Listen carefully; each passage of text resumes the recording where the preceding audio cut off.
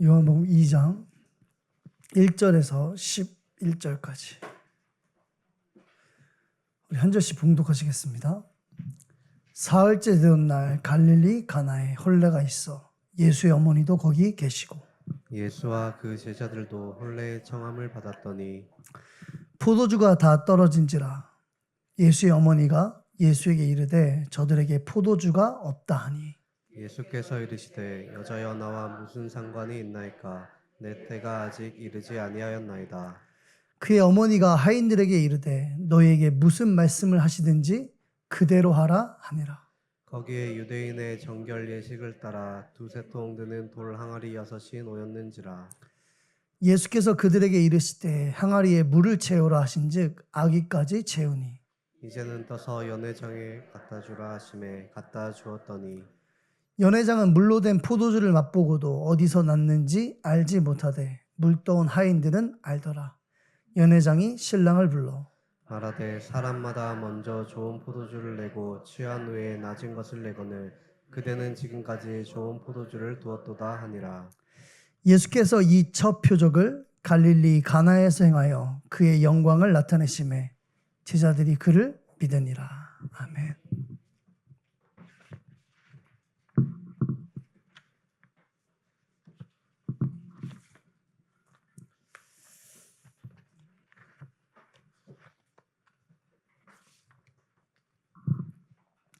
표적의 목적이죠.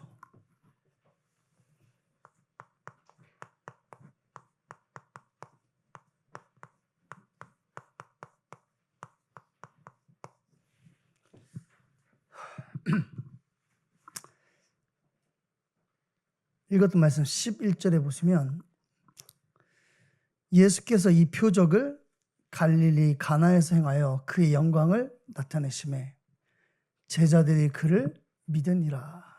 아멘.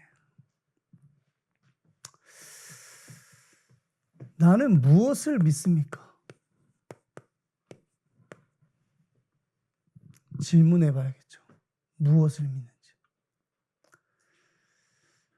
여러분들은 무엇을 믿습니까? 정답은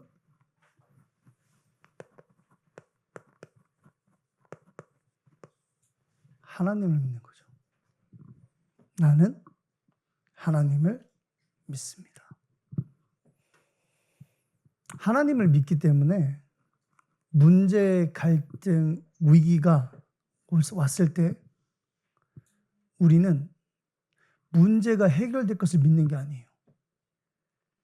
갈등이 해소될 것을 믿는 게 아니죠. 위기를 뛰어넘을 힘을 주실 것을 믿는 것이 아닙니다. 우리는 하나님을 믿는 겁니다. 그렇죠. 목사님께서 이런 말씀하셨어요. 나는 문제, 갈등, 위기가 주 앞에 서는 날까지 나에게 있기를 원한다. 복음을 모르는 사람이 이런 이야기를 하면 정신병이죠. 안 그래요? 꼭 나에게만이라고 이야기할 수 없겠죠. 내 자녀에게. 내 자녀가 살아가는 인생 평생 동안 문제, 위기, 갈등이 있기를 바라는 겁니다. 왜요? 문제, 위기, 갈등이 아니니까. 오직 예수죠.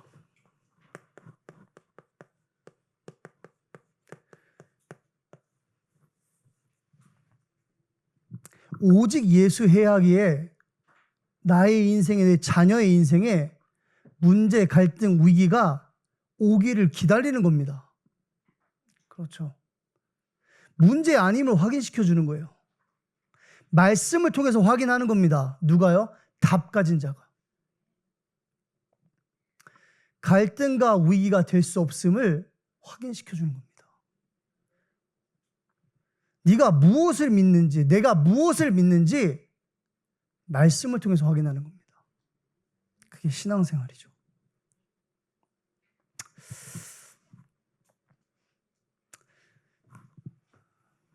들어가기에 앞서서 우리 유대인들의 결혼 풍습을 좀 알아야겠죠.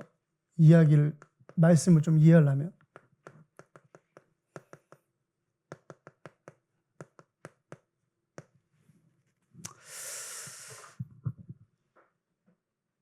우리 마태복음 1장 18절 한번 보겠습니다. 마태복음 1장 18절.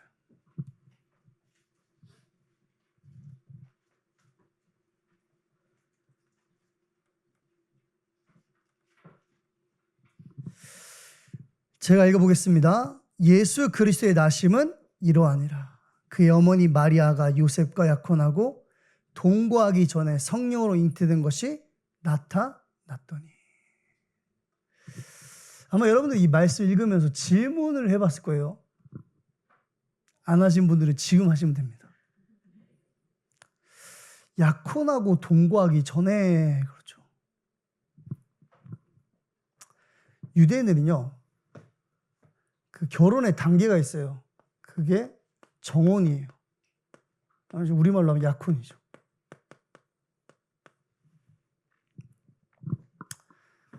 약혼을 하는데, 여러분 혹시 그 정우성이랑 그 여자 누구죠? 예쁜 여자?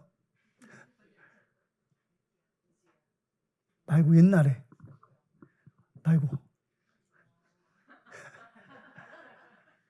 그 포장마차에서 술에다 잔 따라주면서 손예진 예쁘죠?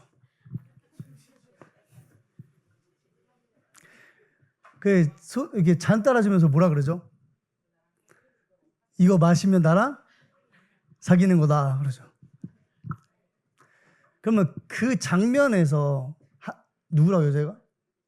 손예진이랑 정우성이랑 그 오늘부터 1위를 되는데 가장 중요한 역할을 한 게 뭐예요? 소주죠. 소주 따라주잖아요, 이거. 모르시는 분들은 유튜브에 찾아보시면 나와요. 이 정혼에서 제일 중요한 게 포도주예요. 남자가 포도주를 따라주고 여자가 그것을 마시면 내가 너를 나의 남편으로 받아들이겠다는 뜻이에요. 굉장히 중요한 역할을 했죠, 포도주가. 정혼을 하고 결혼을 하기까지, 이제 결혼한단 말은 이제 여기서 얘기하면 동거죠. 하기까지 몇 년이 걸리는 줄 아세요? 1년이 걸려요.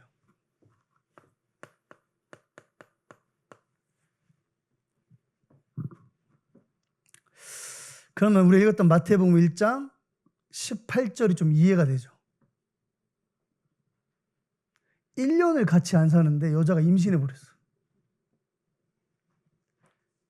그러면 요셉이 의구심이 들 수 있겠죠.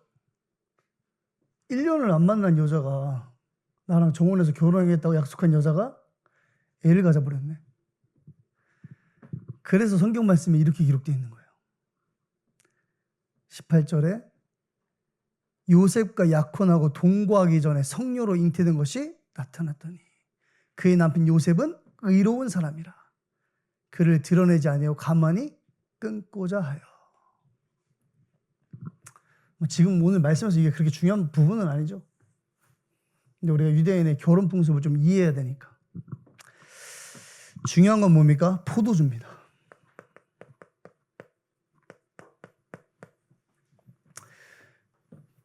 신부가 신랑이 따라주는 포도주를 마시고 약혼을 하면 약 7일 동안 잔치를 해요.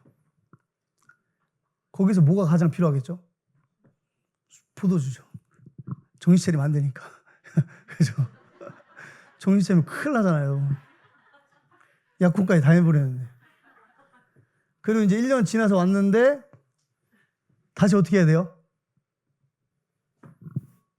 취해야 돼, 다시. 그래서 결혼식을 또 7일 동안 해요. 그러면 어마어마한 양의 포도주가 필요한 겁니다. 그래서 목사님이 전라도에서는 홍어 말씀하셨잖아요. 전라도 사람이 아니니까 모르겠는데, 어쨌든 유대인들은 포도주가 없으면 식을 할 수가 없어요.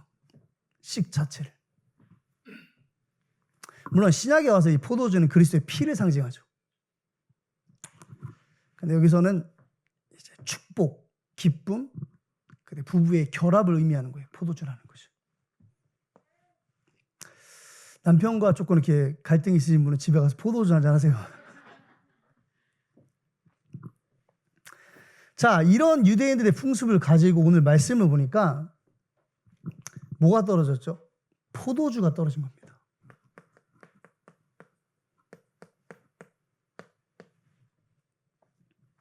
어떻게 보면 위기죠. 문제일 수도 있고요. 또 신부와 신랑 사이에 갈등이 될 수도 있겠죠. 야, 이거밖에 준비 안 했냐 이러면서. 이때 예수님께서 표적을 행하시는 겁니다.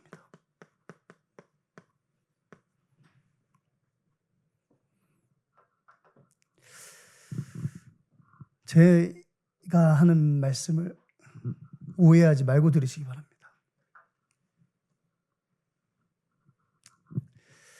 표적의 목적, 다시 말해서 표적을 행하신 목적이죠. 왜 표적을 행하시냐는 거예요. 그 정답은 여러분들이 너무나 잘 알고 있어요. 예수 그가 그 그리스도다.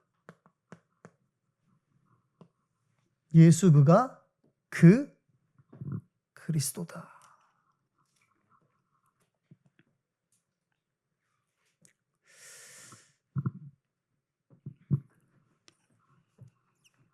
근데 여기서 좀 중요하게 봐야 될 부분이 하나 있어요. 그래서 오해하지 말라고 이제 이야기를 하는 겁니다.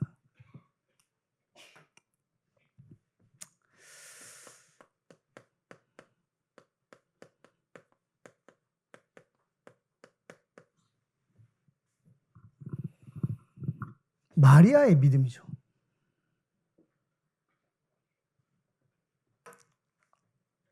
여기서 보면 이 표적을 행하셨는데 첫 번째 표적이라고 써 있어요. 그런데 내용을 좀 보면 많은 표적들 중에 첫 번째 표적이라는 거예요. 그럼 성경에 기록된 많은 표적들 중에 첫 번째 표적인데 표적이 의미하는 것이 있죠. 그 표적이 의미하는 것이 여러분 마태복음 12장 39절에서 40절에 기록되어 있어요. 한번 볼까요? 마태복음 12장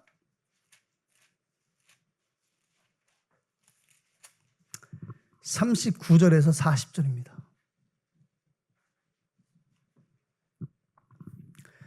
자, 읽어보겠습니다. 예수께서 대답하여 이르시되 악하고 음란한 세대가 표적을 구하나 선지자 요나의 표적밖에는 보일 표적이 없느니라. 요나가 밤낮 사흘 동안 큰 물고기 뱃속에 있었던 것 같이 인자도 밤낮 사흘 동안 땅속에 있으리라. 이게 표적의 목적이에요. 내용이 뭐예요? 그리스도의 죽음과 부활인 겁니다. 오늘 읽었던 말씀 2장 11절에 보면 여러 표적들 중에 첫 번째 표적이라고 그랬어요. 그럼 그 여러 표적들이 결국은 예수 그가 그리스도이시다. 예수 그가 죽고 부활하실 이시다라는 것을 목적으로 두고 우리에게 표적을 행하신 겁니다. 맞죠? 여러분 사과가 영어로 뭐예요? 난 알고 있다 정확하게. 사과.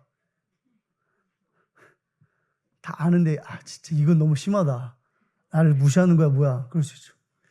여러분 이게 사과예요? 사과 맞아요? 애플? 맞아요? 이건 사과가 아니에요. 이런 단어는 쓰지 않죠. 왜죠? 존재하지 않기 때문에.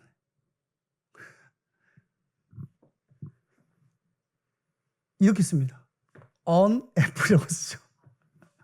또는 apple스라고 쓰죠. 애플이라는 단어는 안 써요. 그렇죠. 오늘 보면은 이 표적들 중에서 그랬어요. S가 이렇게 붙어 있어요. 많은 표적들 중에 첫 번째 표적이에요. 예수님께서 이 땅에 오셔서 약 37번 정도의 비유로 말씀하셨어요. 왜 비유로 말씀하셨죠? 예수님이 37번을 비유로 말씀하신 이유가 뭘까요? 성경은 이렇게 이야기하죠. 못 알아들으라고. 그런데 동시에 이사야의 글을 성취하기 위해서예요. 그가 오셔서 말을 하는데 귀 있는 자가 못 알아들을 거라는 거예요. 표적도 비유도 목적은 동일한 겁니다. 그렇죠. 목적이 뭐라고요? 예수 그가 그리스도다. 이것을 드러내는 것이 표적의 목적이에요.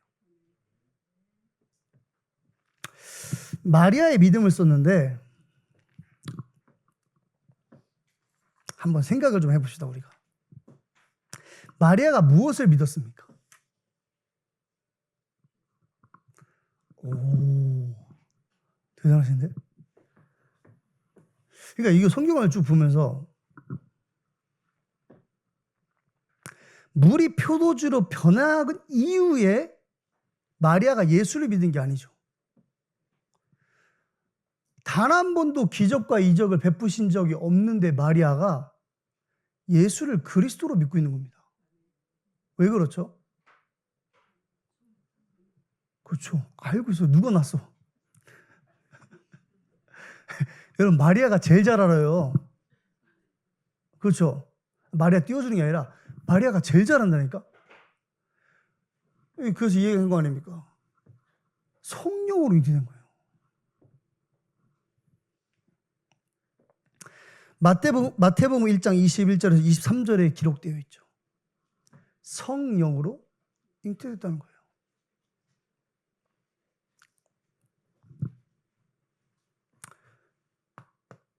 물이 포도주로 바뀔 것이 성경에 기록되어 있나요? 혹시 구약에?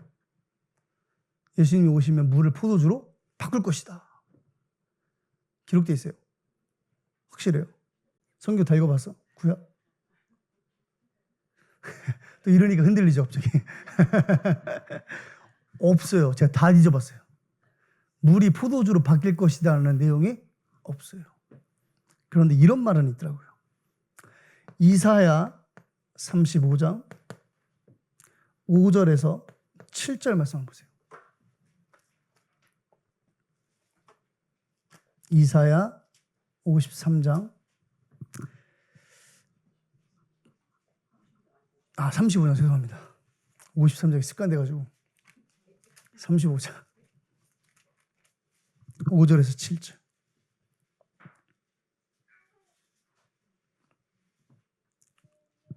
이사야 35장 5절에서 7절입니다. 우리 같이 한번 읽어보겠습니다. 그때 맹인의 눈이 밝을 것이며 못 듣는 사람의 귀가 열릴 것이며 그때 저는 자는 사슴같이 뛸 것이며 말 못하는 자의 혀는 노래하리니 이는 광야에서 물이 솟겠고 사막에서 시내가 흐를 것임이라. 뜨거운 사막이 변하여 못이 될 것이며 메마른 땅이 변하여 원천이 될 것이며 승냥이의 눕던 곳에 풀과 갈대와 부들이 날 것이며. 아멘. 어때요, 여러분? 절대 불가능할 것 같은 것들이 가능하게 되죠. 맞죠? 기적을 이야기하는 겁니다. 표적, 이적. 또 하나만 더 볼까요? 마태복음 8장 17절입니다. 마태복음 8장 17절.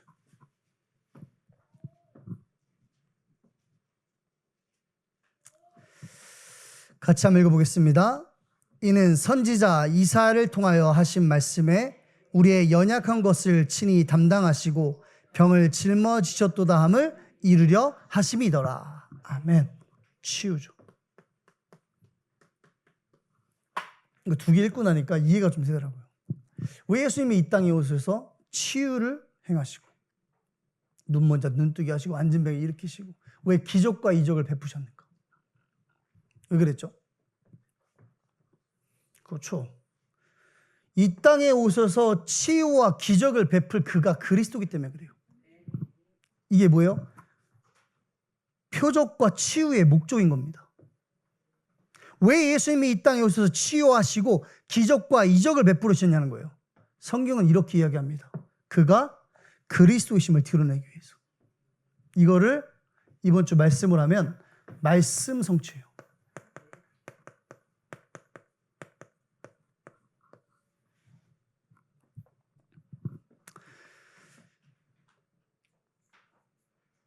오늘 읽었던 말씀 한번 보겠습니다. 2장 3절에 보시면 요한복음 2장 3절 포도주가 떨어진지라 예수의 어머니가 예수에게 이르되 저들에게 포도주가 없다 하니 예수께서 이르시되 그 전에 한번 생각해 보세요. 남의 집에 우리가 예수님이 청함을 받아서 혼례 예식에 참여한 거죠. 근데 포도주가 떨어졌어요. 근데 그걸 왜 예수님한테 얘기해? 집주인한테 이야기하든가 신랑한테 얘기하든가. 벌써부터 마리아가 좀 다르죠. 그러면서 4절에 예수께서 이르시되 여자여 나와 무슨 상관이 있나이까? 내 때가 아직 이르지 아니하였나이다. 이걸 보면서 인간적으로 싸가지가 막 이렇게 얘기하면 안 되죠. 그죠? 엄마한테 예수님이시니까 뭐 그렇게 하면 안 되지만 약간 좀 막 그렇다. 그렇죠? 저희 엄마인데 이제 그런 의미는 아니겠죠. 4절에 보시니까 5절에 그의 어머니가 하인들에게 이르되 너에게 무슨 말을 하시든지 그대로 하라 하니라. 그리고 6절에 거기에 유대인들의 7절에 예수께서 그들에게 이르시되 항아리에 물을 채우라 하신즉 아기까지 채우니 이제는 떠서 연회장에게 갖다 주라 하시매 갖다 주었더니.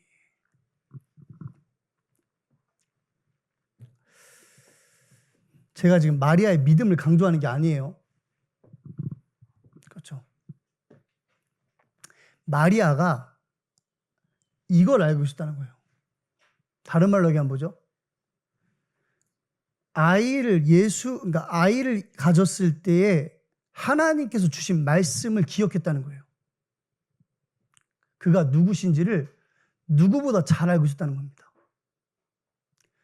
오늘 가나 혼인잔치에서 일어난 물이 포도주로 바뀌는 사건은 말씀이 성취되는 사건이에요. 그 자리에 누가 있었냐면 마리아가 있었던 겁니다. 한 군데 좀 더 보면요. 9절에 연회장한 물로 된 포도주를 맛보고도 어디서 났는지 알지 못하되 물 떠온 하인들은 알더라. 한 명이 말씀을 붙잡고 현장에 서서 그 말씀이 성취를 확인하니까 누가 보게 되죠? 다른 사람들이 예수 그가 그리스도이심을 보게 되는 겁니다. 왜 우리가 말씀을 언약으로 붙잡냐면 그 말씀은 하나님의 말씀이기 때문에 그래요. 하나님의 말씀 반드시 성취되죠. 여러분들이 그 말씀을 언약으로 붙잡고 현장에 서 있으면 그 말씀이 성취되는 겁니다. 그러면 그 현장에 있는 사람들이 예수를 주와 그리스도로 시인하게 돼 있어요. 우리에게 표적이 뭐죠? 말씀 성취예요. 내용은요, 예수가 그리스도라는 겁니다.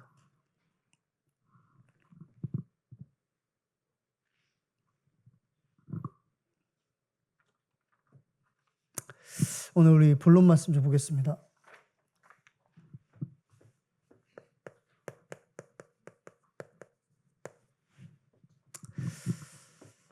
그리스도의 당위성이죠.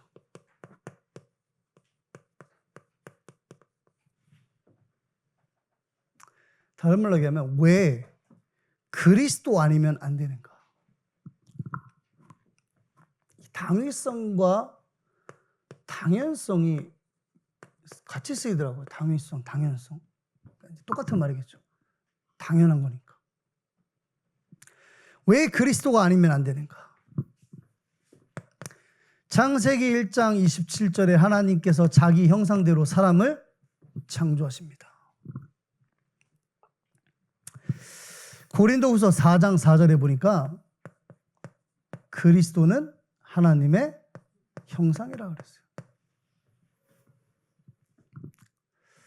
물고기는 지음 받을 때에 물을 필요로 하는, 좀 더 정확하게 하면 당연한 거예요. 필요로 하다는 것을 넘어서서 물고기에게 물은 당연한 겁니다. 그렇죠. 여러분, 동식물들이 살아가기 위해서는 산소가 필요해요. 근데 필요하다고 하지 않죠. 당연한 거예요. 하나님의 형상대로 사람을 창조하신 겁니다. 이 의미가 뭐냐면 하나님의 형상대로 창조받았기 때문에 하나님의 형상이신 그리스도가 당연하게 내게 있어야 되는 거예요. 그걸 사람이라고 하는 겁니다.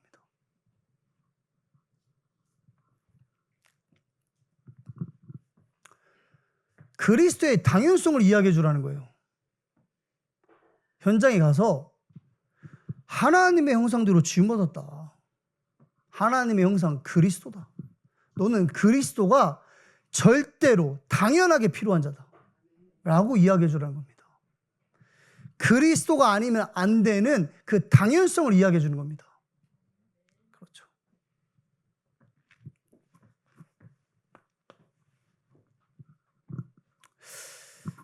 창세기 2장 17절을 목사님이 또 새롭게 해석을 하셨죠.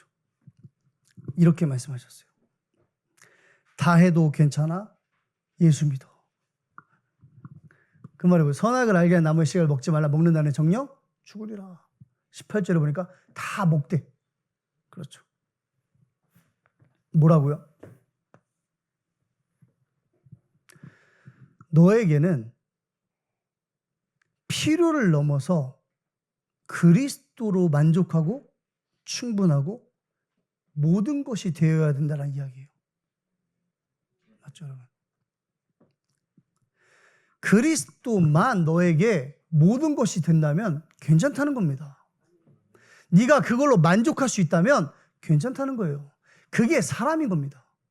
그래서 창세기 5장 1절에서 2절에 보면 하나님의 모양과 형상대로 지음받은 자를 거기다 가로 열고 두 발로 걷고 불을 사용하고 도구를 사용하는 것을 사람이라고 하지 않았어요. 그렇죠? 말을 하고 공동체를 이뤄나가는 것이 사람이다라고 성경을 기록하지 않아요. 그건 부가적인 겁니다. 필요하지만 없어도 살 수 있는 거예요.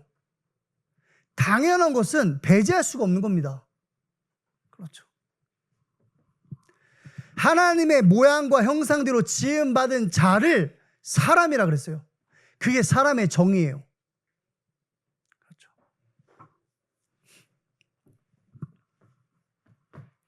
창세기 3장 1절에서 5절이죠. 특별히 5절에 하나님과 같이 되어 그렇죠. 선악을 알 줄을. 진짜 아쉬운 부분이 그거예요. 아담이 조금만 더 머리가 좋았으면. 동물들의 이름은 솔직히 나도 다 만들 수 있어. 코가 기니까 코끼리. 안 그래요? 그게 어렵습니까? 동물 이름. 누가 알아? 자기가 만드는데. 그렇죠? 그거 가지고 막 머리가 막 엄청 뛰어났다고 하는데 뭐 그까이 거 뭐 그냥 지으면 짓는 거지 뭐. 내가 만드는데. 제가 생각하는 사람은 변하지 않았어요. 막 머리가 뛰어났다고 하는데 그러면 아담의 그 머리는 막 이만했습니까? 브레인이 커가지고. 절대 그렇지 않아요. 아담은 하나님과 교제하고 하나님과 대면했던 자예요. 그리스도로 말미암아. 하나님의 형상으로 말미암아. 그게 지혜로운 겁니다. 그렇죠. 근데 참 아쉬웠던 부분이 이거잖아요. 안 그랬으면 내가 먹었을 건데 그거. 맛이라도 보게. 어차피 누구든 먹을 건데 그렇죠? 하나님과 같이 해야 돼요 그러잖아요. 선악을 알 줄. 선이 뭐예요 여러분? 하나님이 선이잖아요. 그렇죠. 악은 뭐죠? 하나님을 떠나 있는 게 악이잖아요. 우리도 아는 걸 아담이 몰랐으니.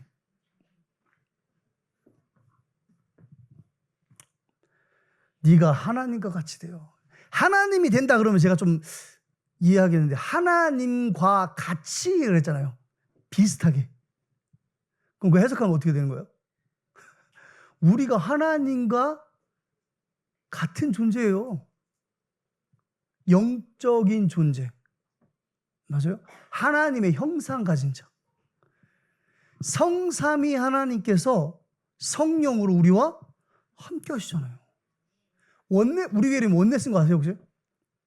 뭐 한글 발음으로 원니스라고 해서 맨날 니스 그런 사람들이 있는데 영어예요 그냥.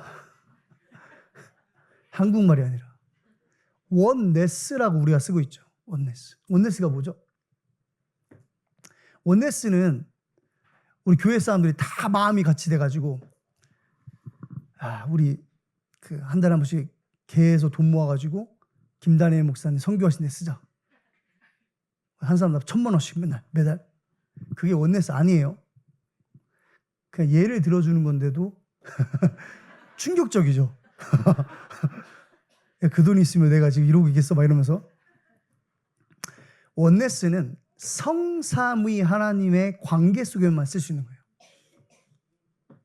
그렇죠. 그러니까 이해되는 단어가 아닌 겁니다. 그런데 우리가 그 관계 속에 들어와 있는 거예요. 창세기 1장 26절에 보면 우리가 우리의 모양과 형상대로 사람을 짜 그래요. 그 우리가 누군데? 우린 몰라요 그게 누군지. 근데 성삼위 하나님인 거야. 그분의 관계 속에 우리가 들어와 있는 겁니다. 하나님이 아니라 하나님과 같이 되어 그 말을 조금만 잘 생각해 보면 이미 우리는 그 관계에 들어와 있는 거예요. 시편 1편에 보면은 악인들은 그렇지 아니하며 오직 바람이 나는 겨와 같도다. 의인들의 회중에 들지 못하리로다. 그 말이 우리들끼리 모여있는데 못 들어오는 게 아니라 하나님과 나와의 원네스 그 관계 속에 들어올 수 없다는 거예요. 어이구야.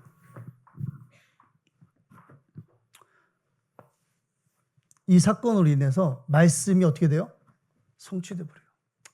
여러분 복잡하면 그냥 그렇게 생각하세요. 진짜 복잡하면 창세기 3장 들어가서 못 나오지 말고 괜히 불신자들 앞에서 창피하니까 계속 물어보잖아. 왜 선악과 왜 만들어서 계속 물어보니까 그러지 말고 창세기 2장 17절 언급하시면 돼요. 먹지 마. 먹으면 죽어. 하나님의 말씀은 성취돼요. 이거 하나님 말씀이야. 말씀을 부인하는 것은 하나님 자신을 부인하는 겁니다. 그래서 말씀이 성취된 거예요. 그렇죠. 먹으면 죽으니까 죽은 거야. 그게 에베소 2장 1절. 죄와 허물로 죽었다. 근데 재밌죠? 딱 10절 밑에 제가 생각했을 때는 자, 여러분 이거 이해를 잘 하셔야 돼요. 하나님은 선이에요. 아시겠죠? 하나님은 선이에요. 그래서 하나님이 하시는 모든 행사가 뭐예요? 다 선이에요. 이 말을 조금 어렵게 얘기하면 하나님의 공의, 하나님이 선이라는 거예요. 그래서 하나님 하시는 일이 다 뭐다? 정의로운 거예요.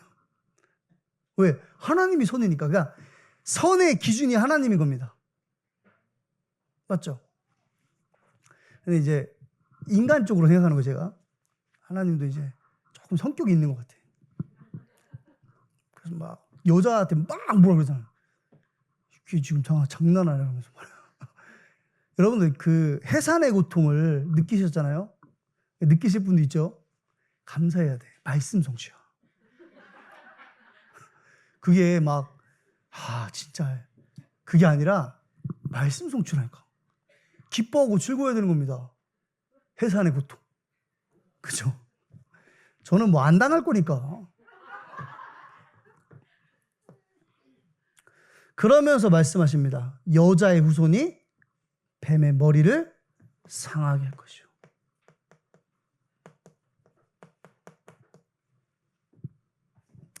이 여자의 후손이라는 말은 하나님의 방법이다라는 뜻이죠. 요한복음 1장 14절 말씀 곧 하나님께서 육신이 되어 성육신 사건 우리 안에 거하심에.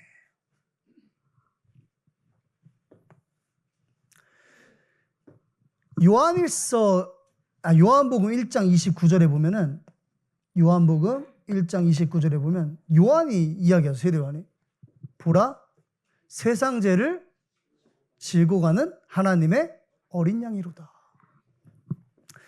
여기서 뭐라 그러죠? 죄의 일을 해요. 갑자기 예수님을 향해서. 저 이거 보면서 그렇구나. 어마어마한 깨달음을 느꼈어요. 이 성경 구절 하나 가지고. 이 죄가 하나님의 방법 아니면 해결이 안 되는 거예요. 하나님이 육신 입고 이 땅에 오시지 않으면 해결할 수 있는 문제가 아닌 거예요. 성경이 말하는 죄가. 하나님이신 그리스도께서 이 죄를 담당하지 않으면 그 누구도 해결할 수 없다는 겁니다. 그렇죠. 그게 성경이 말하는 죄인 거예요. 그걸 창세기 3장 15절에 간략하게 여자의 후손이 뱀의 머리를 상하게 할 것이요. 이게 하나님께서 우리에게 주신 첫 번째 복음이에요. 이 복음을 시작으로 시대마다 하나님은 그 복음의 말씀을 이뤄나가시는 거예요. 그렇죠. 저는 그 류광수 목사님을 존경합니다. 여러분 안 하세요? 안 하는데 뭐 이렇게 화요 집회도 따라가고 그 좁아 터진데 왜 가세요? WRC 가는 사람 다 가죠? 왜 가요? 존경도 안 하는데. 저는 김치 목사님도 존경해요. 밑밭을 좀 까는 거죠, 이게 일단. 류 목사님을 이제 그 핵심 때 막 이렇게 보면 기도하시는 분이 시대적인 종 막 이러잖아요. 근데 저도 그 말씀이 그 기도가 맞다고 생각해요. 시대적인 종이에요. 김치훈 목사님도 시대적인 종이에요. 내가 또 시대적인 종이라고 하면 뭐라 할까 말 안 하겠는데 그 시대라는 게 2024년을 얘기하는 게 아니에요. 시대라는 게.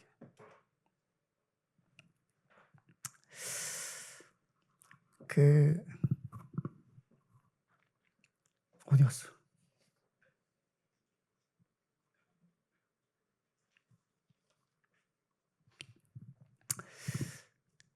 이제 여호수아서 10장부터 쭉 보시면 14장까지 보시면 14장에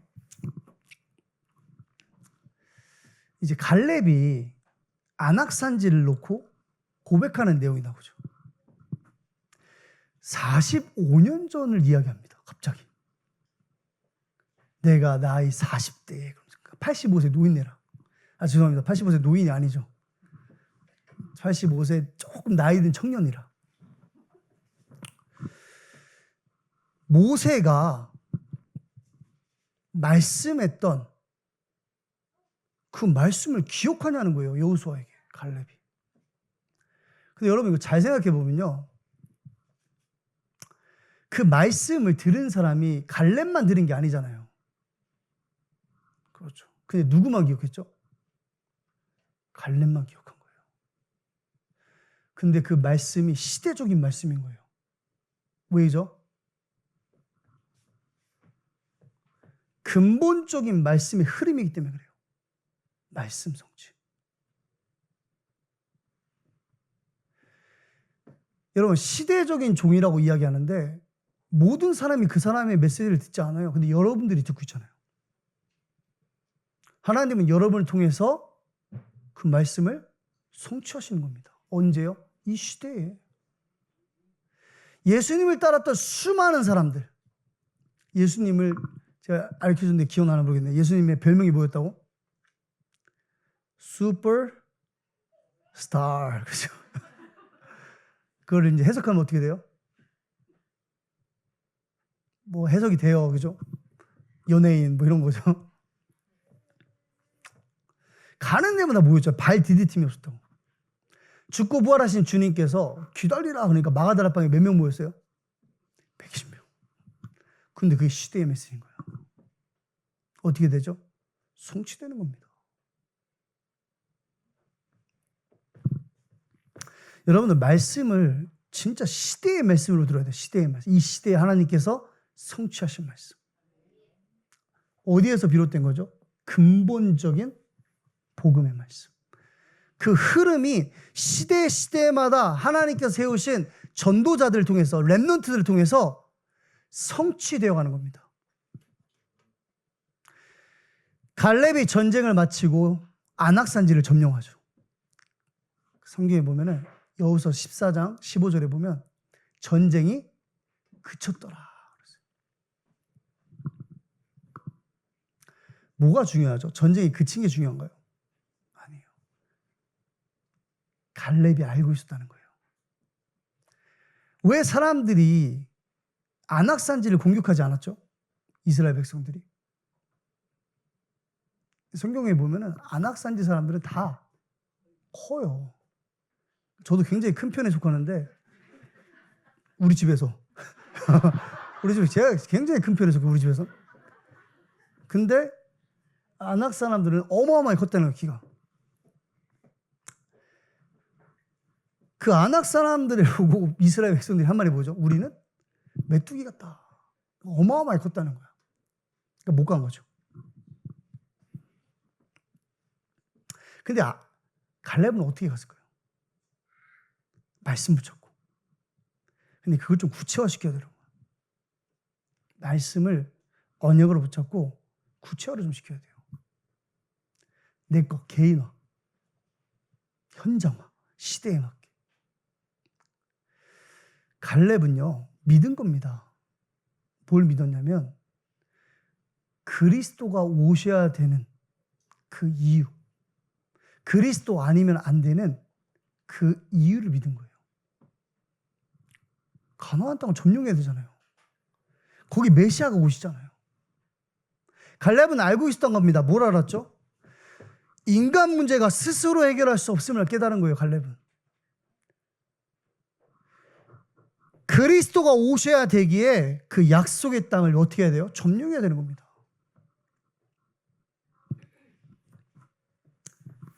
그리스도의 당위성이에요. 당연한 겁니다, 여러분.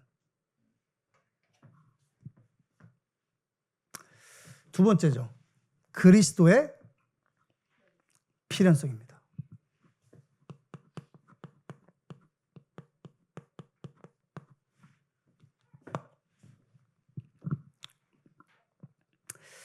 우연이 아니에요. 필연이란 말은. 그 옛날에 노사연 씨가 불렀죠. 만남. 우리 만남은 우연이 아니야. 근데 우연이 아니에요. 진짜로. 우연의 반대말을 쓰다 보니까 필연이더만.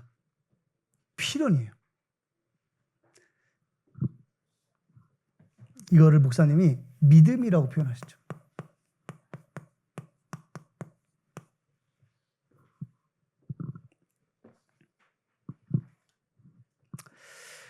어떤 행위나, 이 말은 이제 제사죠. 다른 제사로 하나님에 의해 이룰 수 없어요. 그 말은 이걸 얘기하는 겁니다. 당연성. 다른 방법으로는 죄 문제 해결할 수 없다는 거예요. 그렇죠. 성경 말씀 찾아보겠습니다. 로마서 4장 1절에서 3절입니다. 로마서 4장 1절에서 3절입니다.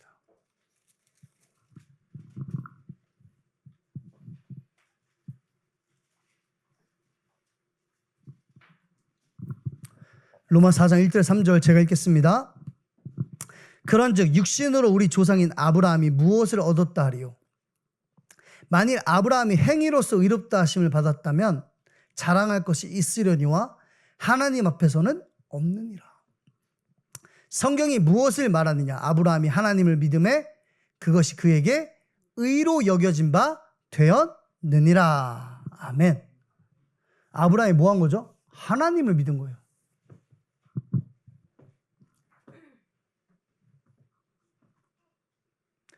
물을 포도주로 바꿀 하나님을 믿는 게 아니에요.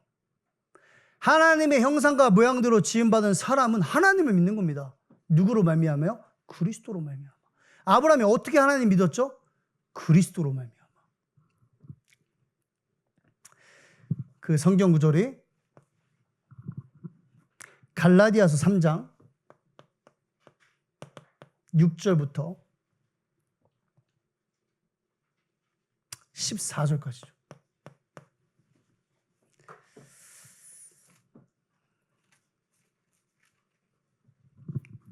믿음에 대해서 굉장히 구체화시켜 놓은 성경 구절이에요. 제가 읽어보겠습니다. 아브라함이 하나님을 믿음에 그것을 그에게 의로 정하셨다함과 같으니라. 그런즉 믿음으로 말미암은 자들은 아브라함의 자손인 줄 알지어다. 또 하나님이 이방을 믿음으로 말미암아 의로 정하실 것을 성경이 미리 알고 먼저 아브라함에게 복음을 전하되 모든 이방인이 너로 말미암아 복을 받으리라 하였느니라. 그러므로 믿음으로 말미암는 자는 믿음에 있는 아브라함과 함께 복을 받느니라. 무릇 율법 행위에 속한 자들은 저주 아래에 있나니 기록된 바 누구든지 율법책에 기록된 대로 모든 일을 항상 행하지 아니하는 자는 저주 아래 있는 자라 하였습니다. 또 하나님 앞에서 아무도 율법으로 말미암아 의롭게 되지 못할 것이 분명하니 이는 의인은 믿음으로 살리라 하였습니다. 율법은 믿음에서 난 것이 아니니 율법을 행하는 자는 그 가운데서 살리라 하였느니라. 그리스도께서 우리를 위하여 저주를 받은 바 되사 율법의 저주에서 우리를 속량하셨으니 기록된 바 나무에 달린 자마다 저주 아래 있는 자라 하였습니다. 이는 그리스도 예수 안에서 아브라함의 복이 이방인에게 미치게 하고 또 우리로 하여금 믿음으로 말미암아 성령의 약속을 받게 하려 함이라. 아멘. 아브라함이 하나님을 믿었는데 복음을 주셔서 믿게 하신 거예요. 그렇죠?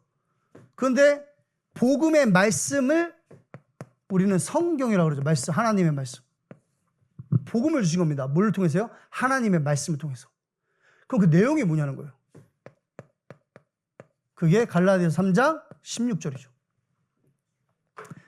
이 약속들은 아브라함과 그 자손에게 말씀하신 것인데 여럿을 가리켜 그 자손들이라 하지 아니하시고 오직 한 사람을 가리켜 네 자손이라 하셨으니 곧 그리스도라. 아멘. 100세의 아들을 주실 것을 믿는 게 아니었어요. 아브라함이. 하나님을 믿었다는 것이. 뭘 믿었죠? 그리스도가 오셔야 되는 그 이유를 믿은 겁니다. 맞죠? 마리아가 예수 그가 그리스도심을 믿은 겁니다. 물을 포도주로 바꿀 표적을 믿은 것이 아니에요. 마찬가지로 아브라함도 100세의 아들을 주실 것을 믿는 것이 아닙니다. 이런 사람들이 우리 처음에 했던 신앙 고백할 수 있는 거예요. 나는 내 평생에 문제, 갈등, 우위가 내 앞에서 사라지지 않기를 원하는 겁니다. 맞죠? 왜? 오직 예수 할 수 있으니까. 그리스도를 드러낼 수 있으니까.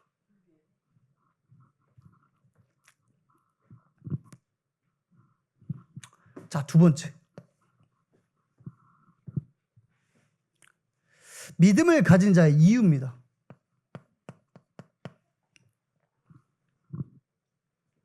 그 이유 첫 번째가 뭐냐면 신분 때문에 그래요. 요한복음 8장 44절에 보면 마귀 자녀 그랬죠. 근데 요한복음 1장 12절에 보니까 영접하는 자, 곧 그 이름을 믿는 자, 하나님의 자녀가 되는 권세를 주셨으니 신분이 바뀌는 거예요. 예수를 그리스도라 믿어야 되는 이유가 뭡니까? 마귀 자녀이기 때문에 그래요.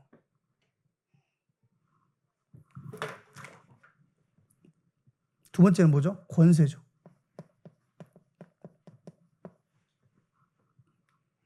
에베소 2장 2절에 3절에 보면 공중의 권세 잡은 자를 따랐으니 지금 곧 불순종하는 아들들 가운데 역사하는 영이라. 그게 뭐예요? 죄의 상태. 하나님을 떠나서 살아가는 그 모든 인생이 뭐예요? 악인 겁니다. 그런데 요한일서 5장 4절에서 5절에 보면 뭐라고 써 있어요? 무릇? 아니지. 뭐라고 써 있어요? 또 이렇게 여기서 기억이 안 나네요. 그렇죠. 하나님께로부터 난 자마다 세상을 이기느니라. 세상을 이기는 승리는 이것이니 우리의 믿음이니라.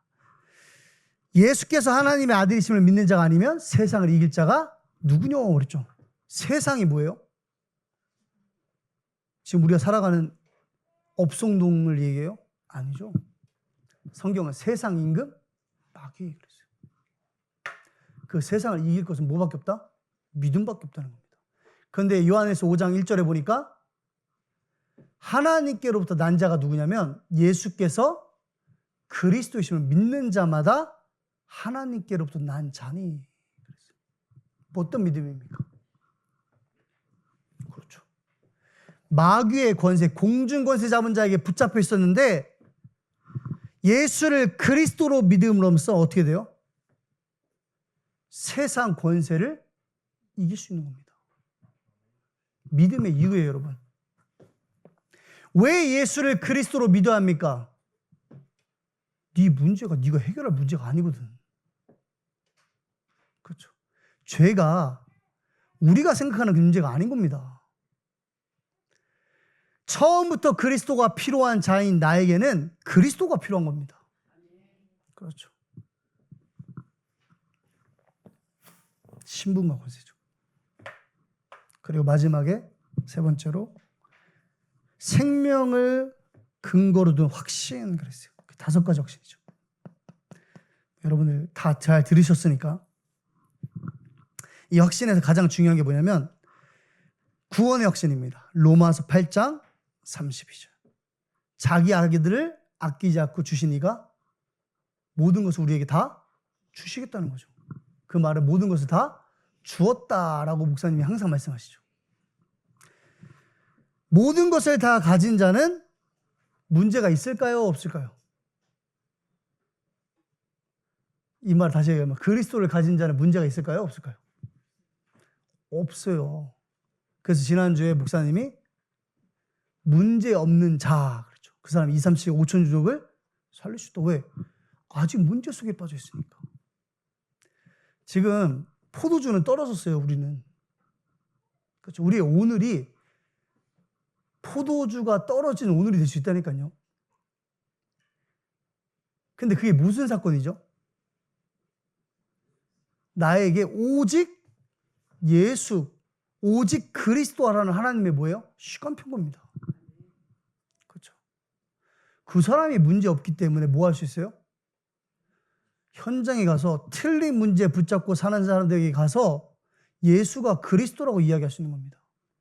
그게 우리가 말하는 전도와 선교죠. 생명을 가진 것은 다 가진 겁니다. 마지막 세 번째입니다. 절대성.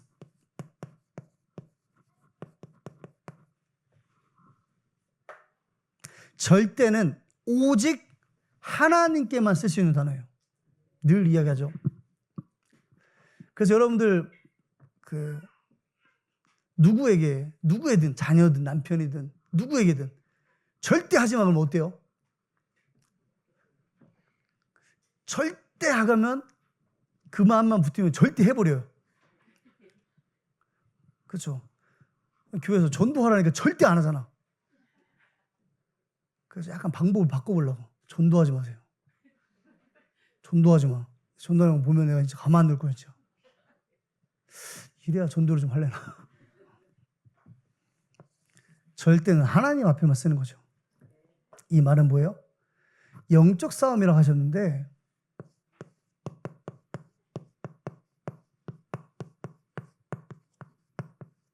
하나님이 싸우신다는 거예요.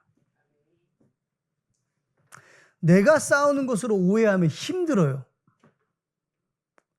일단 머리가 아파오기 시작하고 육신의 질병이 되죠. 불신자의 6가지 상태 분명히 나왔는데 그냥 살아 거기서 골골대면서 그죠? 여러분 싸우려고 하지 마세요. 에베소서 6장 12절에서 13절만 보세요. 에베소서 6장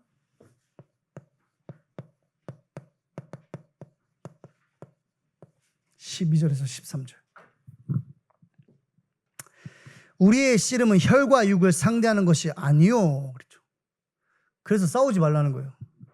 여러분 육체 이탈 할 수 없잖아요. 왜 자꾸 육체 이탈 하려고 그러세요? 사람을 죽이고 막 이런 사람 보면은 순간 웃겠다 그러죠. 기억이 안 난다고. 그 이제 영이 육에 제한되어 있는데 영이 육을 이탈하려고 시도했던 사람들. 그 불가능해요. 죽지 않은 이상. 그래서 말하는 겁니다. 우리의 씨름은 혈과 육을 상대하는 것이 아니기 때문에 싸우지 말라는 거예요. 통치자들과 권세들과 이 어둠의 세상 주관자들과 하늘에 있는 악의 영들을 상대함이라. 어마어마한 신분과 권세를 가진 겁니다, 여러분.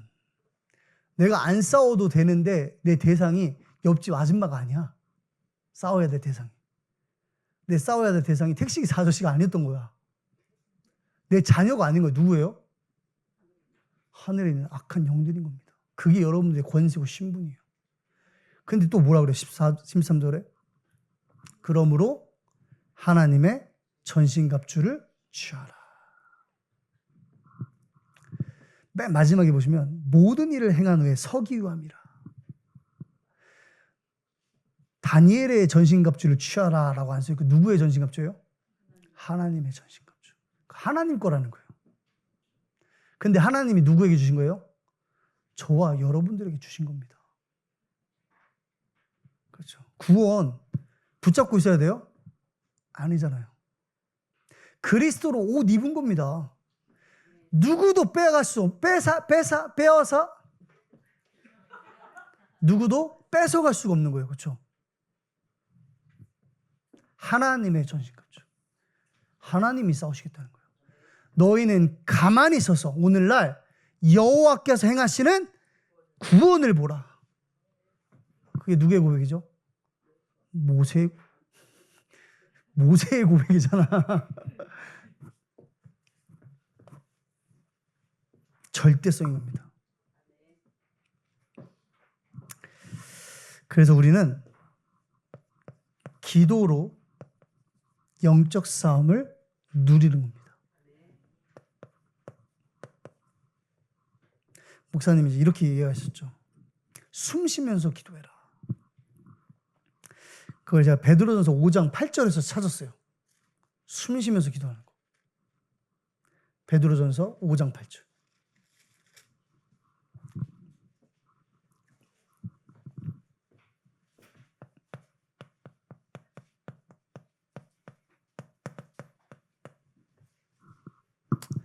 같이 한번 읽어보겠습니다. 근신하라 깨어라 너희 대적 마귀가 우는 사자같이 두루다니며 삼킬 자를 찾나니. 아멘. 근신하라 깨어라. 그 말이 뭐예요, 여러분? 뭐 경계해라, 깨어 있어라, 정신 차려라, 뭐 이런 말이죠. 그러면 24시간 이러고 있을 수 있어요? 아니죠. 이 말은 기도하라는 거예요. 쉬지 말고 기도하라. 근데 우리가 안 쉬는 게 하나밖에 없어. 그게 호흡인 거예요. 숨 쉬죠. 그래서 숨 쉬면서 기도하라는 거예요. 안 할 거 아니까 하는 거야. 안 할 거잖아요. 어차피 메시지 딱 끝나고 나오면서 안 할 건데 뭐 숨만 쉬지. 근데 노는 숨에 뭐 하라고? 기도를 하라는 겁니다. 노는 숨에. 그럼 우린 뭐라 그래요? 말씀 묵상이라 그래요. 제가 오늘 기적을 하나 보여드릴게요. 우리 원네스 위에서는 절대 보여주지 않는 기적을 제가 한번 보여드리겠습니다. 예언이기 때문에 기적이죠. 저는 확신합니다. 제가 여러분한테 오늘 말씀을 마치고 딱 1분만 앉아서 말씀을 한번 묵상해보고 1분만 집중해보세요 해도 예배 딱 끝나면 축도 마치자마자 불화같이 문 열고 나갈 사람들이 있을 거예요. 잘못 얘기했나? 다 그럴 거예요 그랬는데 있을 거예요 그랬나? 한번 보세요. 그 말씀이 성취되는지 안 되는지. 기적이 일어나는지 안 하는지 한번 봅시다. 그래서 결론이 그거죠. 말씀 듣고 무슨 대화를 나누냐는 거예요. 나의 첫 번째 대화. 여러분 지금 딱 말씀 듣고 나가면서 내가 과연 무슨 생각을 하고 있고 무슨 말을 하고 있냐. 그렇죠. 그게 너무나 중요한 겁니다. 그래서 말씀을 묵상하라고 이야기하는 거예요. 그게 쉽지 않죠. 그래서 목사님께서 이렇게 얘기한 겁니다. 버려라. 그래서 저도 좀 버리려고 그래요. 나로 하여금 그리스도께 집중하지 못하게 하는 많은 요소들이 있어요. 그걸 좀 버려보려고.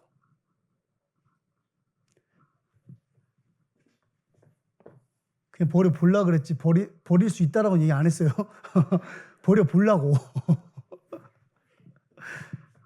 내 안에 착한 일을 시작하신 이가 그리스도 예수의 날까지 이루실 줄 우리는 확신하노라. 제가 버릴 수 있겠습니까? 그렇죠. 하나님께서 싸우시는 건데. 하나님이 그렇게 하시는 겁니다. 저는 모세를 보면서 조금 마음이 조금 착잡했다라고 하나? 그런 부분이 뭐냐면 모세가 이제 그래도 좀 버팀목이 됐던 사람들이 있어요. 모세에게. 그게 누이, 미디엄 그리고 형 아론이었어요.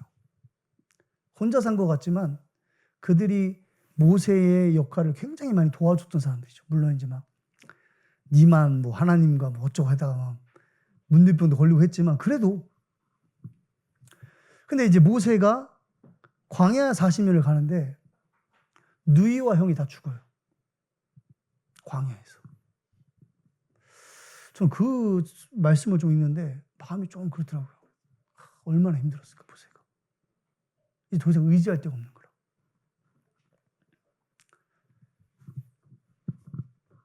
하나님이 버리게 하실 거예요. 외롭게 하신다는 것이 아니라 오직 그리스도 될 수 있도록 하나님께서 여러분들을 인도하고 계신 겁니다. 그렇죠. 그래서 하나님 나라의 것을 구해야 돼요. 그 일이죠. 이게 우리가 얘기하는 237과 5천 전도와 선교인 겁니다. 여러분 진짜 하나님 나라의 일을 구하세요. 이게 여러분들의 기도가 돼야 돼요. 내가 비록 나가지는 못할 망정 하나님 나라의 일을 기도하는 겁니다. 그리고 마지막에 뭐예요? 그 사람이 영원한 작품을 남기죠.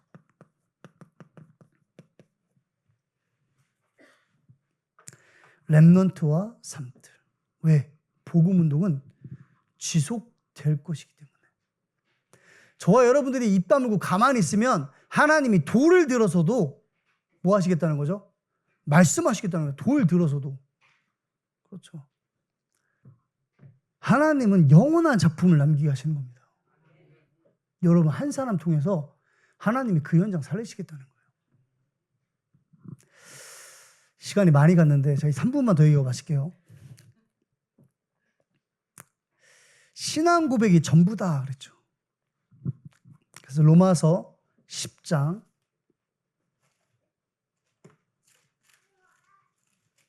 8절에서 10절 보시면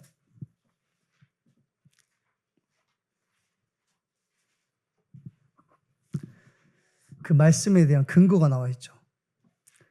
그러면 무엇을 말하느냐? 말씀이 네게 가까워 네 입에 있으며 네 마음에 있다 하였으니 곧 우리가 전파하는 믿음의 말씀이라. 네가 만일 네 입으로 예수를 주로 시인하며 또 하나님께서 그를 죽은 자 가운데서 살리신 것을 네 마음에 믿으면, 그러니까 예수가 그리스도 되심을 믿으면 구원을 받으리라. 사람이 마음으로 믿어 의에 이르고 입으로 시인하여 구원에 이르느니라. 그래서 신앙 고백이 전부다라고 이야기한 겁니다.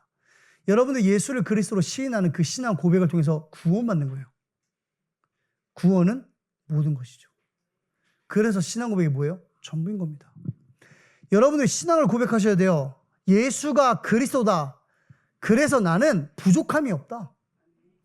나의 경제는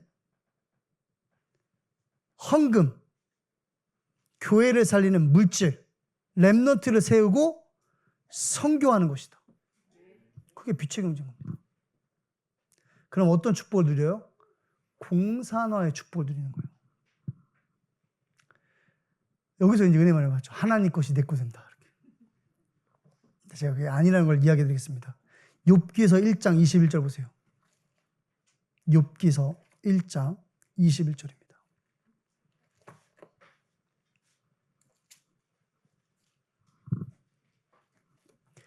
욥기서 1장